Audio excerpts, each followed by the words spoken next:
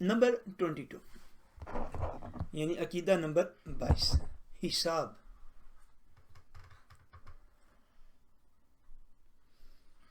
دنیا کے اکثر بڑے بڑے عقلاء یعنی عقل مند لوگ دانشور باوجود اختلاف مذہب کے اس بات پر ایگری ہیں، متفق ہیں کہ اس زندگی کے بعد کوئی دوسری زندگی بھی آنے والی ہے اور معاملہ اسی دنیا میں موت تک ختم نہیں ہوتا. اس دوسری زندگی میں ہماری سعادت و شقاوت یعنی نیک بختی اور بدبختی کا مدار کار ہماری اس دنیاوی زندگی کے اعمال و افعال پر ہے اور ہمارے تمام نیک و بد اعمال کی جزا و سزا کا ایک دن مقرر ہے. یہی روز حساب اور روز قیامت ہے اور اسی روز ہمارے تمام اعمال کی باز پرس ہوگی. عقیدہ حساب حق ہے. حساب کیا ہے؟ حق ہے. اعمال کا حساب ہونے والا ہے اور حساب کا منکر کافر ہے. کوئی شخص یہ کہے کہ خدا نخواستہ حساب نہیں ہوگا تو ایسا عقیدہ رکھنا یہ کفر ہے. نیکسٹ عقیدہ حساب کے حوالے سے اعمال کے حساب کی نوعیتیں جداگانہ ہوں گی، ڈیفرنٹ ہوں گی، فشلی ہوں گی. کسی سے خفیفتاً پوچھا جائے گا کہ تو نے یہ کیا، یعنی ہلکے انداز میں کسی سے پوچھا جائے گا، وہ اقرار کرے گا، ایکسیپٹ کرے گا اور اپنے دل میں سمجھے گا کہ اب کم بختی آئی، مگر وہ رب کریم غفور الرحیم فرمائے گا کہ ہم نے دنیا میں تیرے عیب چھپائے اور اب تمہیں ہم بخش دیتے ہیں. ہم نے دنیا میں تیرے گناہوں پر پردہ ڈالا تو ہم اب حشر کے میدان میں بھی تیرے عیب کھولتے نہیں ہیں، تیرے گناہ کھولتے نہیں ہیں. تو مان گیا ہے تو اتنا کافی ہے. ہم نے دنیا میں بھی تیرے عیب چھپائے، تیری کمزوریاں چھپائیں، تیرے گناہ چھپائے، تو اب بھی ہم تمہارے گناہوں کو چھپاتے ہیں اور تمہیں بخشش عطا فرما دیتے ہیں. سبحان اللہ.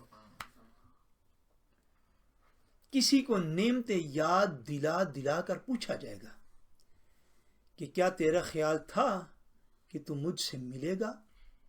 مالک پوچھے گا کہ دنیا میں ہم نے تمہیں یہ نعمت بھی دی، آنکھ بھی دی، کان بھی دیے، زبان بھی دی، ہاتھ بھی دیے، پاؤں بھی دیے، زندگی بھی دی، والدین بھی دیے، پھر اولادیں بھی دی، مال بھی دیا، مکانات بھی دیے، سواریاں بھی دی، معاشرے میں عزت اور رسپیکٹ بھی دی، سارا کچھ ہم نے تمہیں دیا. اپنی نعمتیں یاد کروائے گا، پھر پوچھے گا کہ کیا تیرا یہ خیال تھا کہ تو ہم سے ملاقات کرے گا؟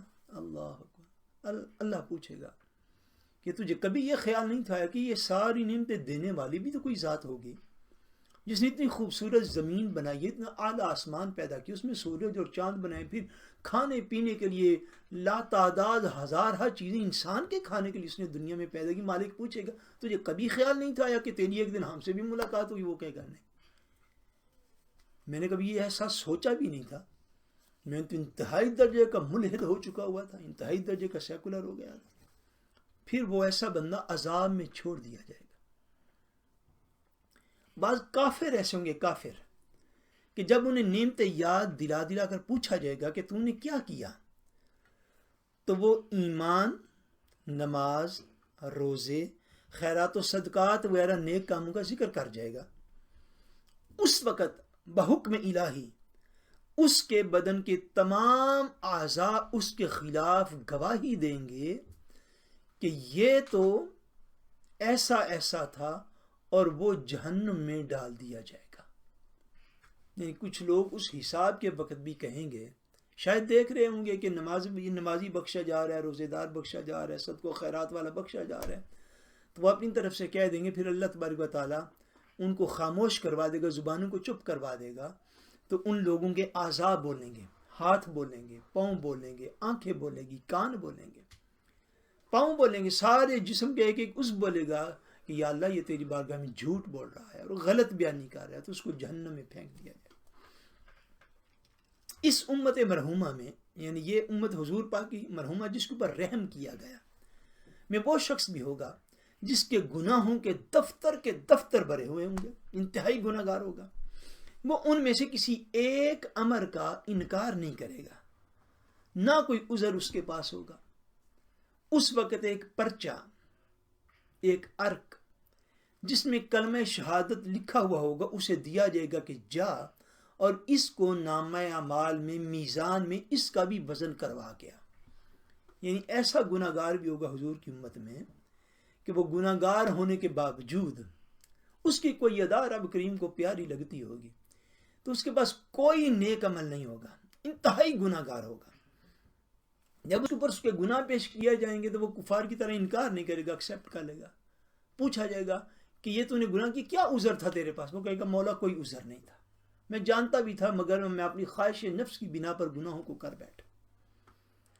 پھر اس کو قدرت کی طرف سے ایک پرچہ دیا جائے گا، ایک عرق دیا جائے گا، ایک پیپر دیا جائے گا جس پر کلمہ شہادت لکھا ہوگا، اشہد ان لا الہ الا اللہ وحدہ لا شریک لہ واشہد ان محمدا عبدہ ورسولہ۔ کلمہ شہادت لکھا ہوا ہوگا، اس کو کہے گا جاؤ اور اس کو بھی نامہ اعمال میں تلوا لو۔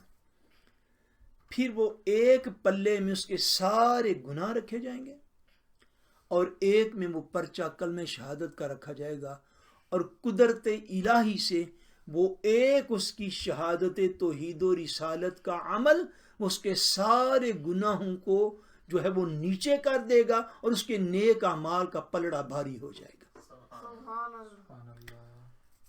اور وہ حشاش بشاش جنت میں داخل کر دیا جائے گا۔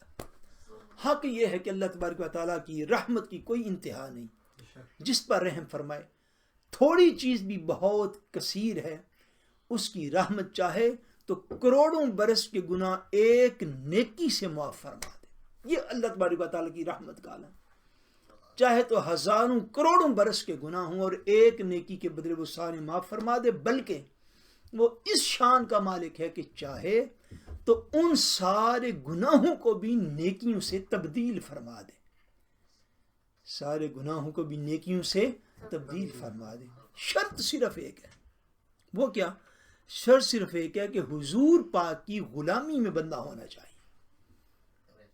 شرط کیا کہ حضور پاک کی غلامی میں بندہ مومن ہو، حضور علیہ السلام سے پکی سچی سچی محبت کرتا ہو۔ اگر حضور علیہ السلام سے محبت کرنے والا پکا مومن ہے تو اعمال کا زیرو بم جو ہے، اعمال کا اپ ڈاؤن جو ہے، اوپر نیچے ہونا جو ہے، بہت سارے لوگوں کا اس بنا پہ بخش دیا جائے گا کہ وہ حضور علیہ السلام کے سچے مومن اور غلام اور حضور کے سچے امتی تھے، حضور علیہ السلام سے سچا پیار اور محبت کرنے والے تھے، اپنی کم اعمالیوں کے باوجود حضور کی ناموس پر مر مٹنے والے تھے، حضور کی عزت کا دفاع کرنے والے تھے، حضور علیہ السلام کے نام پر یاد کر کر کے حضور کو رونے والے تھے۔ بس حضور کی غلامی، وہ کسی شاعر نے بڑا خوب کہا کہ محمد صلی اللہ علیہ وسلم کی محبت دین حق کی شرط اول ہے، محمد کی محبت دین حق کی شرط اول ہے، اسی میں ہو اگر خامی تو سب کچھ نامکمل ہے۔ اگر حضور کی محبت ہی مکمل نہیں ہو سکی تو پھر جو ہے وہ کسی عمل کا کوئی فائدہ نہیں۔